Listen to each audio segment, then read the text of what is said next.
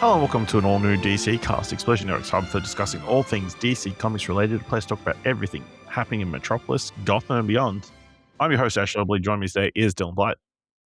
Happy to be here talking about the second DCU film. Yes. So today we are here to finally talk about Supergirl, the latest entry in the DCU, of course starring Australian Milly Alcock. Yeah, I don't know that we have to build it up any more than that. So let's dive straight in. Please be aware we'll be freely discussing anything and everything about that plot theme sitting in the movie. So if you haven't watched it, come back later. With that said, let's talk about Supergirl. Here's the thing. My cousin and I have very different ideas about what it means to be a hero.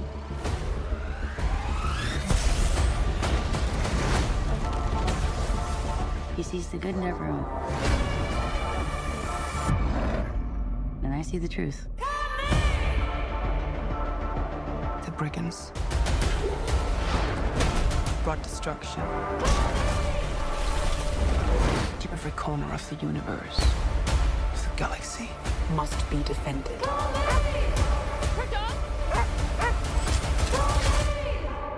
You cannot give up on me. Released 25th of June 2026, directed by Craig Gillespie, written by Anna Nogueira, based on characters from DC and Supergirl's Woman of Tomorrow, starring Milly Alcock, Matthias, Schoenaerts, Eve Ridley, David Krumholtz, Emily Beecham, David Corenswet, and Jason Momoa. Kara Zor-El, aka Supergirl, joins forces with an unlikely companion on an interstellar journey of vengeance and justice when an unexpected adversary strikes too close to home. Dylan, what do you think of Supergirl? Pretty rough. So bland with so much potential. Obviously we both just got out, but I mean, I was struggling. It was not even that long. I mean, it's probably hour 40-ish or something. It's a bit over 90 minutes, but it was a bit of a slog, to be completely honest. I think Milly Alcock's good. It's not her problem. I think it's a combination of the script just not being super exciting. I think the villain's boring as all hell. I think that her companion that she gets stuck with the whole film is sort of annoying. I think the constant reliance on needle drops was tedious. I don't think any of the action scenes were exciting at all. And it just lacks, I don't know, any of the heart and triumph that the Superman movie delivered. This just completely lacks any of it. Yeah. I didn't love the film. I think, yes, there are parts of it that are a bit of a slog. I feel like there's some fine tuning even now that I could think if we changed a few things here and there, there's potential. But the action overall, not particularly memorable or well shot, I would say. A lot of bar fights in the dark, or not dark always, that didn't really lend itself to showcasing Supergirl. I just feel like the relationship between Kara and Ruthie wasn't delved into, because obviously that is meant to be like this budding friendship that they develop over the course of this journey. I feel like, because obviously it's adapted from a comic book. Have you read the comic from memory?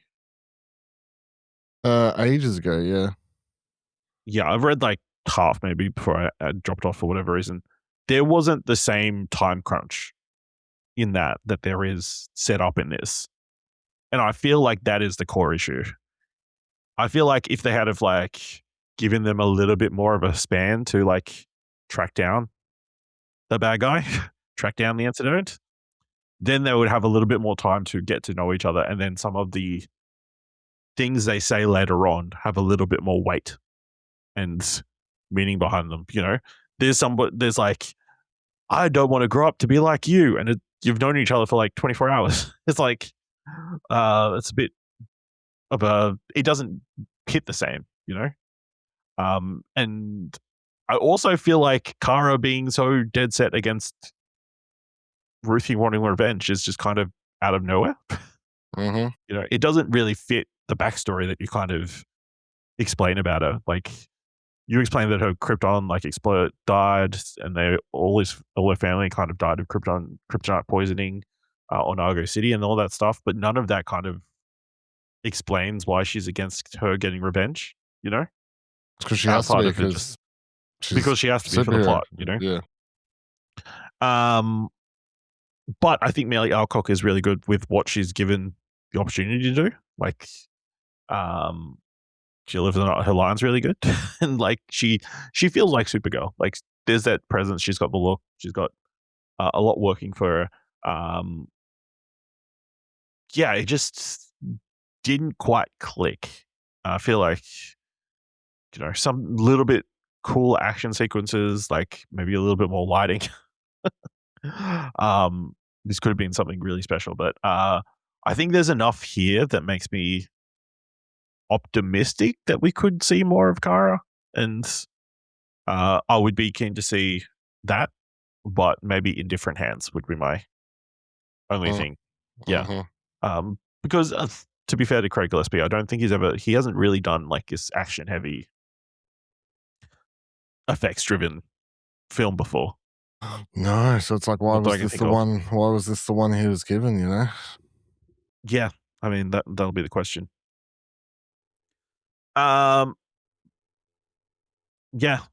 I mean, before we run through the plot, obviously, thoughts on a few different characters. Milly Alcock as Supergirl. I think I enjoyed her. I enjoyed, especially, I think maybe the Krypton stuff might be some of the strongest, like establishing, Argo City, like establishing that backstory and the flashbacks and that kind of stuff. That's all really fun. Well, not fun, but you know, an intriguing part of this history, and like kind of maybe it's more because it is establishing the backstory of Krypton, something that we didn't really get to see in the Superman film. How this universe's Krypton is different to other iterations and that kind of stuff. Did you feel like you missed it there? Really?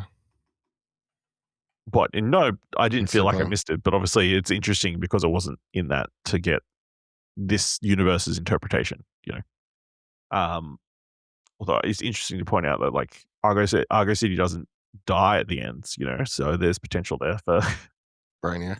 Kara never sees Argo City like destroyed. Foreshadowing for Men of Tomorrow, possibly. Yeah, what did you think of Milly Alcock as Kara in general? I enjoyed her. I think she's got everything that's needed for the character. I just feel like it's really hard to judge her because I don't feel like she was given a story or any material to do much with. You know, she lands the superhero poses. She lands the sort of I'm secretly basically an emo girl type thing, and generally fun, has good chemistry with a dog. But it's just sort of hard. Like, I just feel like she was not given the same debut story potential that her cousin was given to truly see what she can bring to the character, you know? And even by the end of the film, do I feel like I've finally seen Supergirl come to life? I'm like, not really. And she puts on the suit and whatever else, but I don't feel like she ever gets that triumphant, like, duh, duh, duh, duh, duh, you know, like, big moment. Yeah. I mean, the other big addition to this introduced from the DC universe, Lobo, played by Jason Momoa, fulfilling a lifelong wish dating back to when he first met Zack Snyder. I think he was good. I think he was sprinkled in enough. Like, not knowing a lot of the character, like only having like seen bits and pieces throughout like different probably cartoons and that kind of stuff, and reading a few comics of featuring, but he definitely fit the bill and had the look. I think looks wise, he definitely fit like what you would expect of Lobo. So I think that worked, and like I think people who were skeptical based on trailers and that kind of stuff, I think that this should have laid your fears about how he looks as Lobo. But I don't. Again, I feel like all the action sequences kind of held him back from being like this super memorable. You kind of were going into this like, oh, there's a potential for Jason Momoa to steal the show as Lobo, and that wasn't the case, I don't think. No, I mean the most. He's like you can. He looks the look, sounds the part, but then when he goes into the action scenes, which should feel exciting and explosive, with him going around, like literally explosive, when he, like especially at the end where he's going around, like laughing, cackling, throwing around his grenades and stuff. It just feels so soft. There's nothing. It's just not exciting. Like just lacks something. Yeah. Is it the lighting? Is it the choice of shot? Is it is it all of the above? It's just yeah. I think my favorite scene with him is when he's in the prison with Ruthie. Like cheering on the jokey back and forth, I guess. But which shouldn't be the case. You would imagine with Lobo, like he should be the cool fight sequences, the fucking whip, the motorcycle stuff, and all that kind of thing. So, all right, let's run through the plot from number one movie resource, Wikipedia. In flashbacks during the destruction of Krypton, scientist Zor-El and his wife Allura evacuate along with many Kryptonians in Argo City, where Zor-El activates his force field system, which separates a chunk containing the city from the planet, preventing it from being destroyed. 8 years later, Allura gives birth to her and Zor-El's daughter Kara. Eventually, it's discovered that the separation of Argo City exposed a mineral known as kryptonite, which is slowly killing the citizens via radiation. After Allura succumbs to her illness, Zor-El decides to send Kara and her dog Krypto on a ship headed to Earth, where they are greeted by Kara's cousin Kal-El, who is now living a double life as Clark Kent and Superman. Kara later tries to adjust to her new life on Earth while also adopting the moniker Supergirl. How do you feel about how the flashbacks were kind of littered through the film? I thought they sort of broke the pacing. I didn't like the way they were spaced out. Would have preferred some bit more traditional here. Feels too reliant. I mean, it was a little bit traditional. Like she's like explaining her backstory to. I mean, like, were you expecting like just open with flashback and then open with flashback, sort of? I guess is what I mean, traditional, which sometimes doesn't work or whatever. But in this case, I just felt like the flashbacks were being relied on to give some sort of emotional push to key moments. Obviously, very classic, like characters knocked out, or characters nearly dying, and have flashback sort of thing. Very typical sort of storytelling, and it can work when it's done right. I just don't. I feel like it broke the pacing with the jumping around here. Yeah, I think I tend to agree. I feel like also I kind of wish there was more flashbacks. Just maybe even just is that just because smaller chunks? Or Superman's also David is very charming. Yeah. It's great to see him. Like even the video messages where it's just he's just the cousin who he's wants to be involved in a life. But yeah, I think David Krumholtz really good in the little bit we got of him. Everybody, I don't know what they're saying, but the Kryptonese sounded pretty good. Props to her and Milly learning an entirely new language. Yeah, however that worked or whatever. I'm not sure. I'd like to know. It's always interesting the basis of the languages and how they do them in films.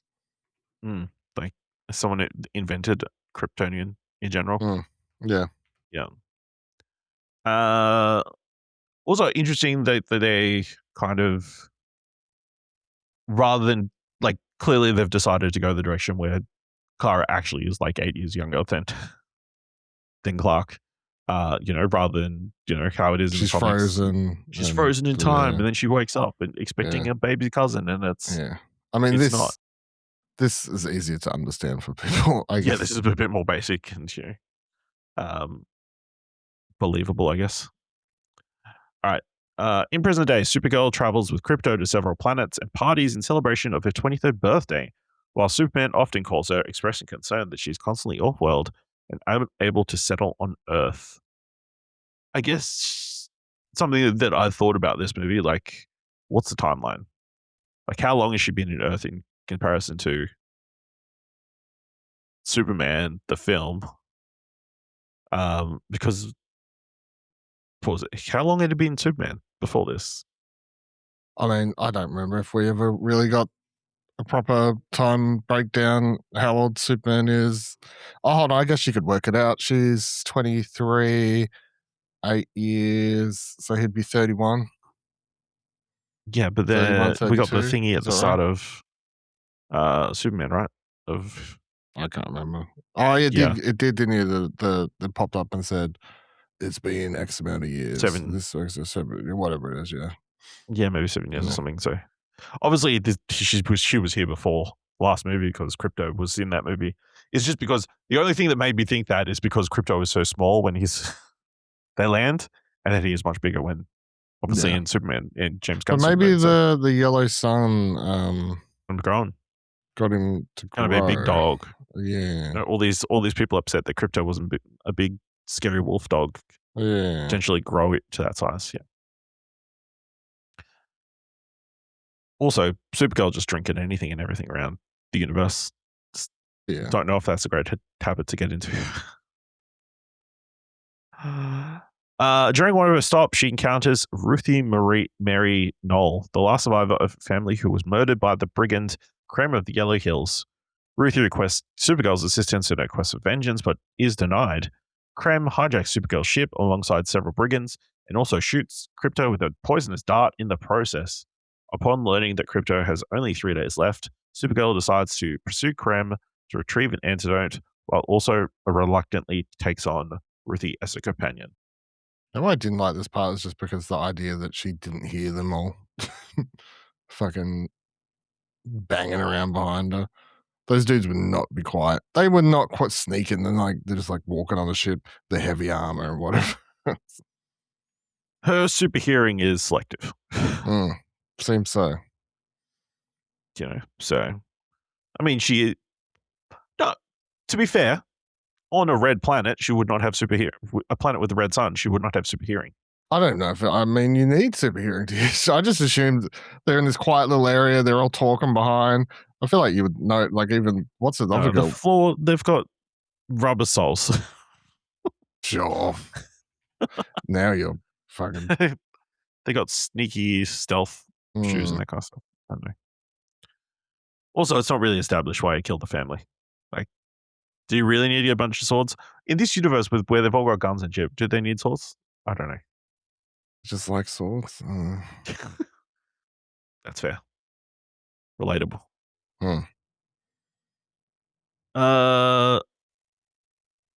While stopping at the planet Bilkis, Supergirl and Ruthie learn from a local couple, Bomar and Merrick, that the brigands have been kidnapping young women to force them to be their brides.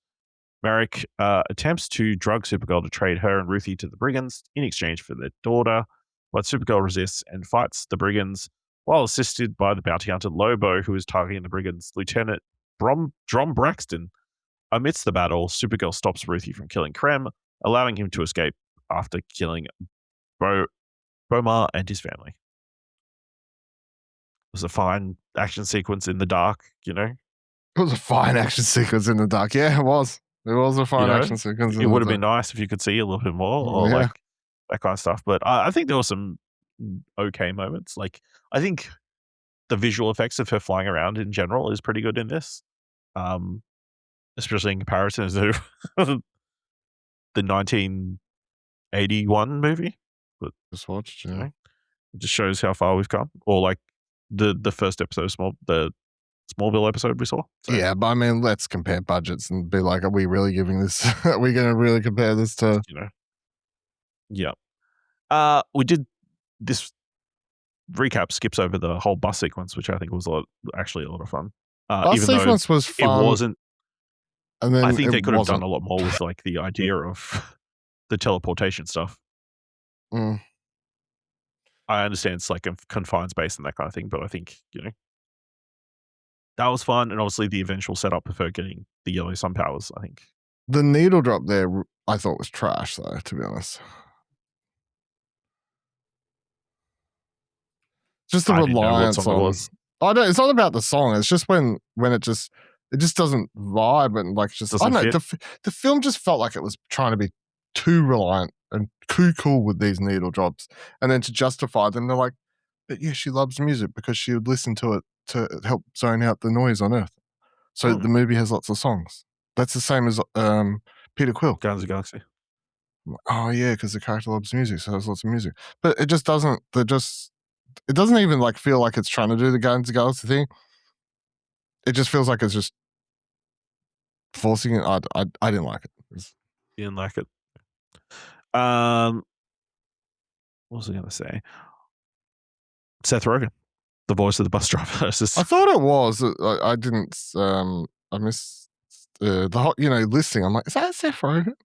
No, I didn't look at the credits, but it was Seth Rogen. Definitely sounded like him. And then, there'd been rumors before that he was someone in this film. So probably the best character in the movie. It was rumored that he was voicing Crypto. So I mean, thankfully he was voicing that character. Yeah. But yes, he was a bit of a delight. Yeah. And, all right. A guilt-ridden Supergirl decides to pursue Krem alone and is escorted by several local aliens to the Brigands' location on another planet. However, Supergirl is weakened by the planet's green sun and is tended to by Ruthie, who secretly followed her. Ruthie is later kidnapped by the Brigands and taken to their ship, where Lobo is also imprisoned. Ruthie manages to escape her cell and free Lobo, but is caught by Krem as she makes it to topside. She is then saved by Supergirl, who has managed to recover after the planet rotates to a yellow sun. With Lobo's assistance, Supergirl defeats the Brigands and frees the captive women on board. I don't know how good it is that your new female hero that you're trying to showcase gets saved at the last minute by this anti-hero. Oh no, villain. Anti-hero character. Yeah. But I understand you want to create tension and ride her into a corner, but I don't think that was the solve. That also, I just don't like doing the survives the green sun, fights through that to then have to do the kryptonite thing. I'm like, how many times do we want to do that? How many times? Yeah, I think that might have been a comic thing, but I don't know. You can do one or the other. You can do one or the other, especially. Another thing I just felt. I was like, when she got shot with them, I'm like, and she just magically is able to power through it, Yeah, I'm like, we only just got out of the 10, 15 minutes of her getting her atypical superhero movie moment of surviving the kryptonite and, the green sun. And then she has 2 minutes of triumphance on screen before we're back to, oh no, now we're going to push through and survive again. I'm like, we just went through this. Pick a lane. Yeah.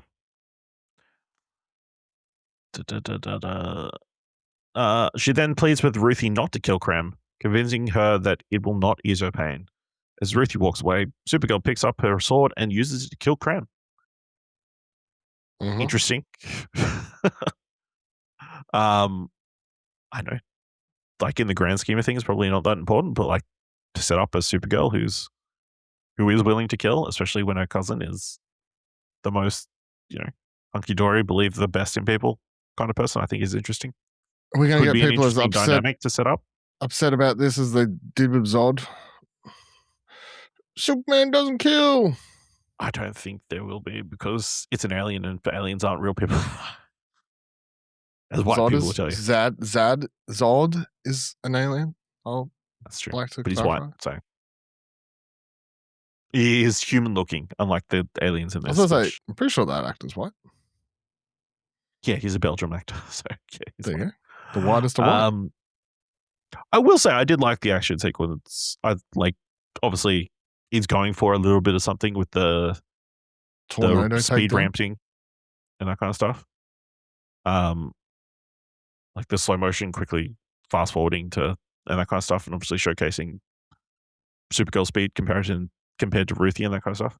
And even when they're trying to drown her, I thought then the final shot of her using her heat vision to get out of that was pretty cool. But yeah, I wish there'd be more creative sequences like that throughout the film. Would have been great. But yeah, She then recovers the antidote and returns to Crypto, saving him in time. Later, as Supergirl bids farewell to Ruthie, she invites the latter to join her in celebrating the rest of her birthday week. Sometime later, Supergirl reunites with Superman on Earth, where she expresses a desire to stay for the long term, reaffirming that the planet is now her home. Again, why she suddenly come to that revelation, I think, doesn't make a ton of sense. She nearly died. I was like, I don't want to deal with I don't want to deal with that shit I'm anymore. going to stay on one of these yellow sun planets because fucking pain sucks. Getting hurt sucks. Yeah, that's only. I mean, I'm okay with that if that's the. I'm like, yeah, that makes sense. That's a choice. Well- that makes sense for this character. Yeah. Also, she's been staying with Clark this entire time. Every time she's come back, she's staying at Clark's place. Yeah, I mean that was the implication at the end, right? He's but he's been dating Lois this time. How did she know he didn't have a dog? If Kara's staying there, unless it's her place and Lois is not coming to her place? he sees or hears her coming back to Metropolis, so He's then like- he comes back to her. He goes to visit her. it's at like, her hey, I've place. got a lady coming over, please. They mostly go to Lois's place. I don't know. It's interesting. I'm more intrigued by the relationship dynamics of the backstory rather than the action sequence and that. Dylan, do you have a favorite super moment of the movie? Vomit mid fight's pretty cool. It's cool, the right word. It's new. They did set up some gross food in this. It's new. I've not seen that in a superhero movie before, so I'm gonna go with that. They're I don't know, gallstones, kidney stones that the creature's passing. That apparently is a snack, but yeah. I think the final fight scene with this speed ramping is probably the one that will stand out to me in the long run. All right. Anything else you want to talk about from this film? Sort of disappointing how disappointing it is, given it's just going to make the internet fandom fuckboys that were already hating on it more justified or whatever. Mhm. But if the movie's not good, it's simply not good. So that's a little bit disappointing, and it's not terrible, but it is just so bland. Is the problem? Nearly would have preferred it to have been terrible because I might have been going for something. might have at least been going for something or tried, but just feels so cookie cutter in comparison to Superman. This feels more Marvel, really. And I'm going to say the craziest thought I had while watching this movie, at some point about halfway through it, halfway through it, where I'm like, just not vibing, and I could tell I'm not really enjoying it. My mind goes, will this be known as the Thor, the Dark World of DC movies going forward? That's the movie I started thinking about in comparison to this. Because Thor, the Dark World Wow, that's harsh. is not terrible. It's not the worst thing you've ever watched. It is, however, so fucking bland and forgettable, which is unfortunately what my mind went to watching this. I don't think it's that far. I'm just telling you where my mind went. I'm just Yeah. putting it out there. I mean, my mind went to, is this much worse than any of the female-led Marvel films? I mean, I really like the Marvels, so Yeah, I mean, I know that. And then I guess Black Widow has Florence Pugh in it, Widow's so okay. so. Yeah, but I mean, overall, I would say the Marvels is my favorite female-led superhero movie. All right. Is this better than Wonder Woman? No, Wonder Woman was good. Better I than think Wonder Woman legit- 1984? Oh, yes, easily. 1984 was terrible, but not better than Wonder Woman, though. All right, let us know what you think of Supergirl by going to explosionnetwork.com/follow and let us know on social media. If you want to help us out here at All New DC Cast, leave us a review on Apple Podcasts or on Podchaser. Leave us 5 stars if you can leave 5 stars, or just tell people about the show. And if you want to help us at Explosion Network with all our other podcasts and written contents, head on over to explosionnetwork.com/supports. Thank you very much for listening. Be sure to join us next time for another all new DC cast.